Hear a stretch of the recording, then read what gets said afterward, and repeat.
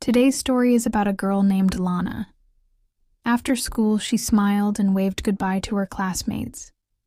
"Bye, see you tomorrow," she said, then walked home. But the problem is, her home wasn't in the village like the other kids. Lana lived in the forest with her father.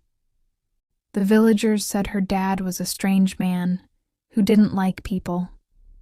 But that wasn't true. He used to be happy and friendly when Lana's mom was alive. After her mom died, everything changed. Still, he always loved Lana, helped her with homework, and made sure she had everything she needed. They visited the city sometimes, but never the one where they used to live. 1 year ago, her dad came home one evening and looked serious. He sat little Lana in front of him and said, "Lana, I need to talk to you like a grown-up. Life has been hard since your mom died. I thought time would help me, but it didn't. Everything here, our house, the flowers in the yard, the streets, all remind me of her." Lana listened quietly. Her dad continued, "I found a beautiful place in a village. It's calm, peaceful. The house is a little far from people, but schools are nearby, and kids live there too." Lana looked surprised. "Dad, are we moving?" Her father nodded and said, "Yes, we're not just moving houses, we're starting a new life in the village." Lana thought for a moment. "But Dad, I read that villages don't have hot water, and the toilet is outside." Her dad laughed gently and replied, "Yes, that's true for people who don't work to make things better. We're not like that. We'll sell everything we have and build a better home there." Lana stayed quiet. She would miss her school, but the truth was, she didn't have close friends there. It was a rich kids' school. Everyone acted like they were better than others. Lana was very smart and always got straight A's. Other kids didn't like that. She thought maybe in the new place she could find better friends. Lana looked up and asked a simple question. "Dad, if we move, can we get a cat or a dog?" Her dad smiled and hugged her. "We'll get both, a cat and a dog. You don't know how beautiful the new place is. There's a river for fishing, trees for climbing, and snow in the winter for skiing. We'll decorate a real tree in our yard for Christmas. Birds sing all the time there." Lana's eyes grew wide. It sounded like a dream. "Let's go," she said. "When?" Her dad answered, "After your school finishes in a month, we'll move." They moved soon after, and it had already been a year since they started living in the woods.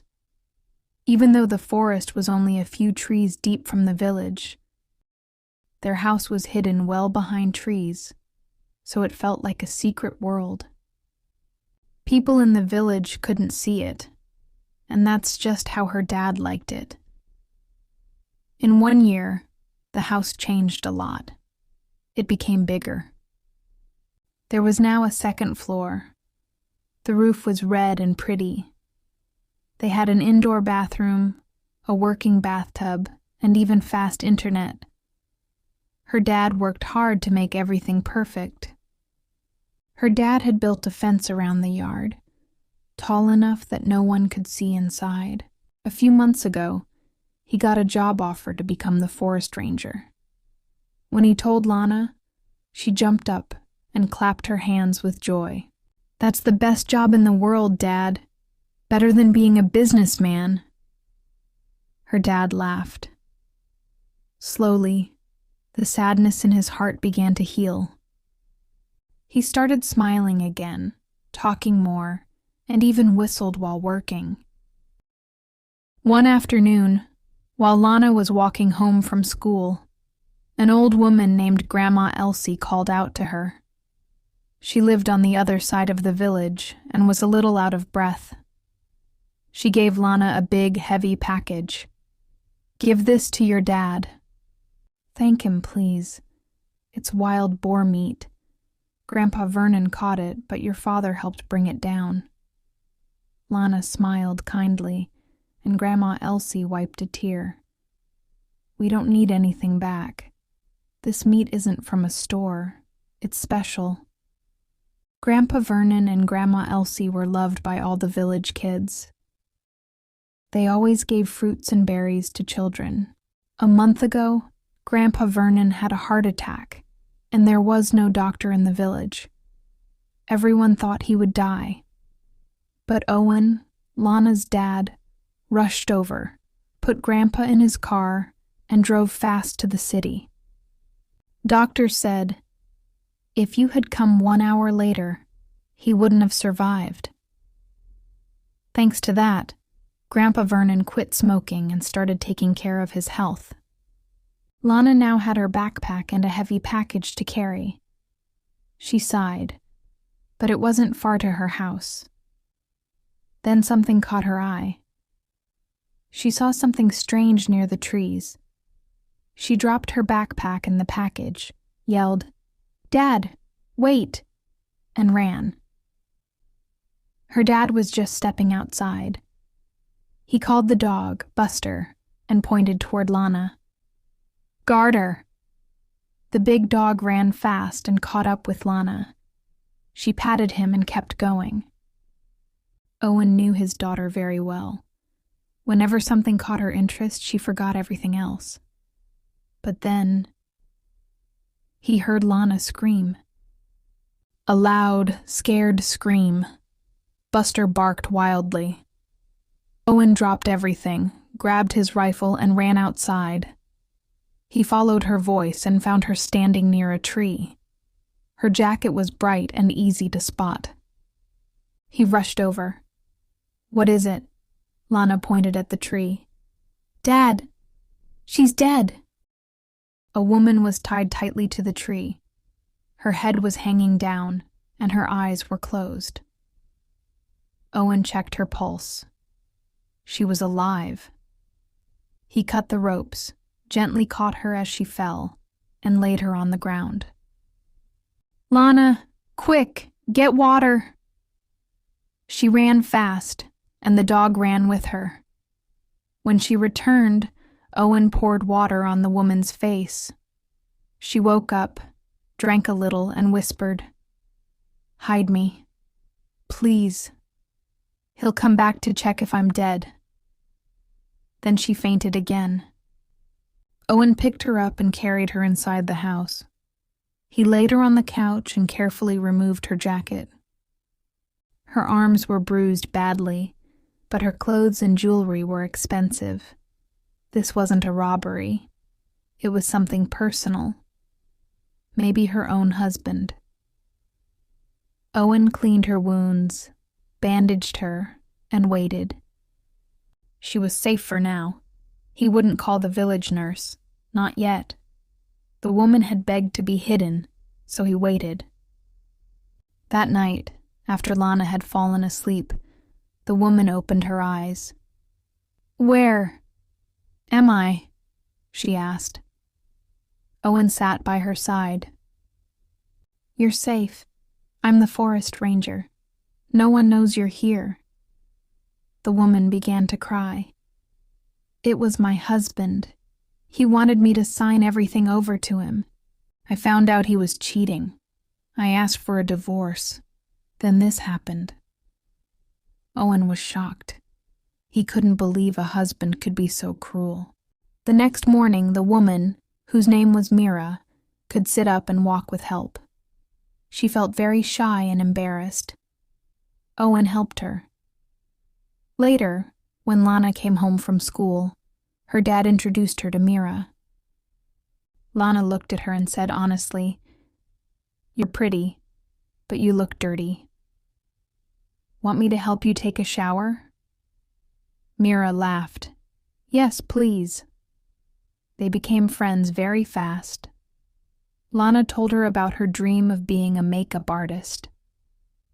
Mira liked Lana a lot. They laughed together, played with makeup, and talked about everything. Owen watched and saw how much Lana missed having a woman around. For the first time in years, the house was full of joy. That night, they had dinner together.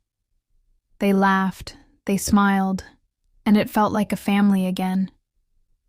Owen couldn't sleep, so he went outside. Mira followed him, and they looked up at the stars. They sat on the porch and shared their stories. Mira said her husband was younger than her and only married her for money. She said, "I didn't know it back then, but I see it now." Owen told her his story too, how a drunk man hit his wife with a car and how that man's case was dropped because someone paid money. They talked for a long time, and something inside both of them started to heal. A few days later, something unexpected happened. While Lana was at school, Mira and Owen were cleaning the house together. One thing led to another, and they ended up in bed. After that, everything changed. Mira felt shy, but Owen was sure. He didn't want to let her go. Mira also didn't want to leave.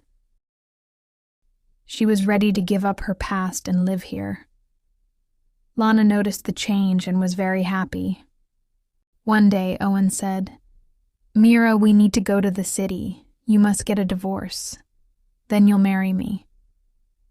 Mira looked sad and said, "Owen, I'm sorry, I can't." He asked why. Mira took a deep breath and said, "Yesterday, I found a photo of your wife in your room. And Owen, my husband was the one who hit your wife. I was the one who paid to hide the case. It was before I really knew you." Owen stood still, shocked, then walked out of the house in silence. He sat outside, staring at the ground. Mira left the house quietly and walked away. She went to the bus stop, planning to leave for good. But when a car stopped in front of her, her heart filled with fear. It was her husband, Zane. He opened the door and said, "Get in, wife." Mira ran. Zane chased her, but then, gunshots, one after another. Owen had followed her and was now standing between them with a rifle. Owen shouted, "Say it on camera! Say how you hit my wife and beat your own!" Zane screamed, "You're crazy!" Another shot. This time, blood trickled from Zane's arm. "I'll do it!" he shouted. 6 months later, after the court case was over, Mira and Owen got married. Mira owned a chain of beauty salons. Lana was thrilled. Her room filled with makeup and girly things. And one day, Mira smiled at Owen and said quietly, "We're going to have a son."